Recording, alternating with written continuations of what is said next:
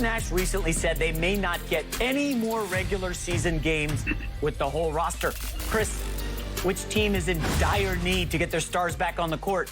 LA or Brooklyn? Well, obviously, they both need to get whole. I mean, and I don't mean just health-wise, but I mean chemistry-wise.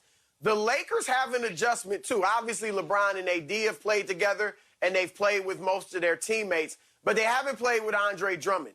And if you look at their careers, LeBron and Anthony Davis, they've very rarely played with a low-post dominant scorer like Andre Drummond. Now, it'll help that Drummond is mainly a pick-and-roll guy.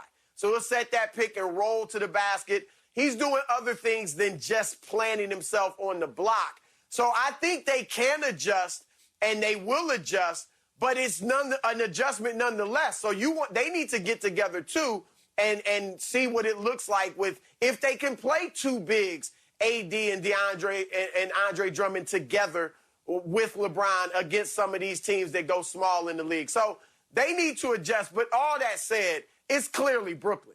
I mean, this is absolutely unprecedented. Now, I've picked Brooklyn to win it all. But what they're trying to do, we've never seen it. Their best players have played 7 games together.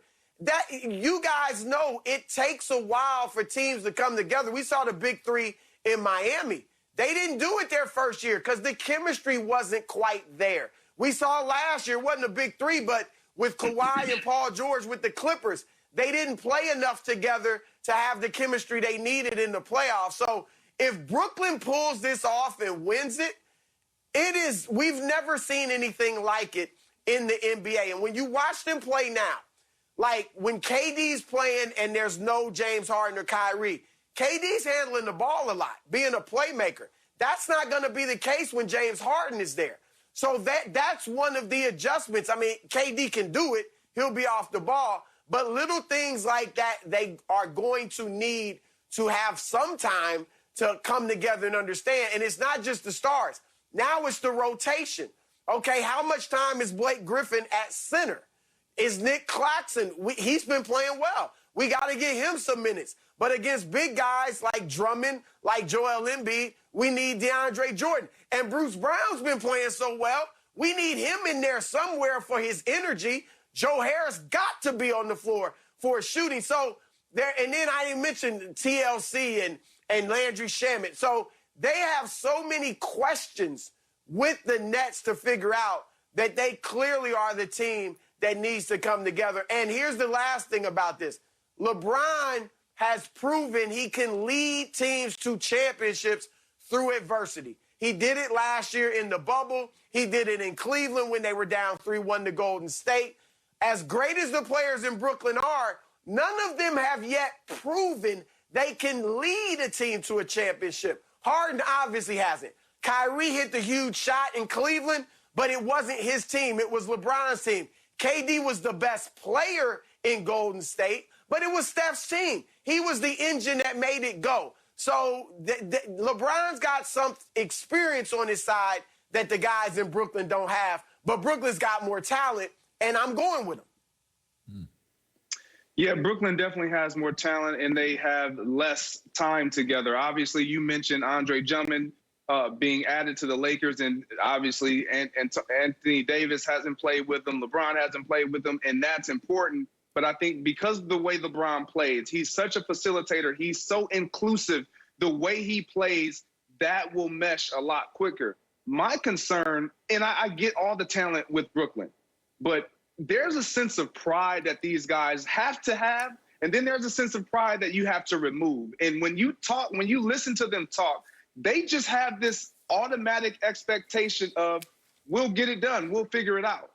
And Chris, you've seen this. We've all seen this. We've all witnessed it. You talked about the Clippers. You talked about other teams that have tried to do something similar, and it just doesn't work out right away. It's not as simple as just because of the talent that is there, because of the talent that is possessed with these individual players, that you can just get them on the court and just make it happen. You talked about Steve Nash and the decisions that he's going to have to make when it comes to rotation, but ultimately it comes down to the fourth quarter. When the game is on the line, that is when you need to be in lockstep. I don't care what sport you playing. I don't care if it's Monopoly. You better know what you're trying to get done and how you're going to execute it. And that's when you need to have that time under tension, under pressure, on the hardwood together, and they don't have that. Here's what I'll say. It's not Brooklyn. It's not clearly the Brooklyn Nets who have to get guys back out there and have to have, you know, everything together for it to work out right now. And it's because it's by design. All right. I believe that Steve Nash is doing this by design. If you look at Steve's demeanor when he does his interviews after the games, when you look at the playful nature and the relaxation of Kyrie and KD and James on the sideline, that does not scream to me they're nervous. That does not scream to me there's concern. That does not scream out to me, oh my gosh, we have to get back out onto the court as quickly as we possibly can. That says to me they're pulling a Muhammad Ali on people. This is a rope-a-dope. The rope-a-dope is, oh, they got to be out there. They got to be playing together. There's not enough continuity, this and that. Well, you know what? There is so much talent on this Brooklyn Nets team. You know what they're able to do? Practice. And you know what they're able to do in practice with guys like KD and James Harden and Kyrie Irving and DeAndre Jordan, all those guys, and Green? Get great game-type, game-level reps. They are playing together, guys. They are getting their reps together. And listen, I know y'all may want to dispute that you can't reenact a real game environment in a practice. I would argue that for basketball. You can have very competitive. I go back to the Dream Team when Michael Jordan and all of those guys, their practices were harder than the games that they played. I think that it's overstated to say that these guys have to get back in the games and get the continuity in the games in order for them to have success. While when I look at the Lakers are dealing with two of their best players not playing because they cannot play. That is a very different approach than I am not playing you. I'm telling you, I may not play them all together until the playoffs.